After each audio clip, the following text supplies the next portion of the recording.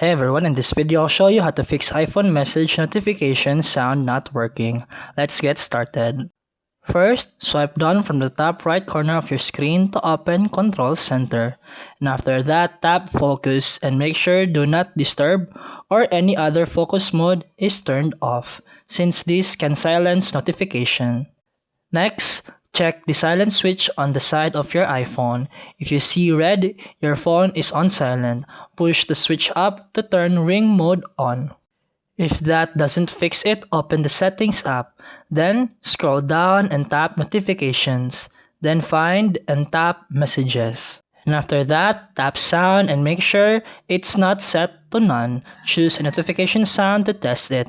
If the issue still continues, try a force restart. And that's it for today's video. If you found this helpful, please like and subscribe for more videos. See you in the next one.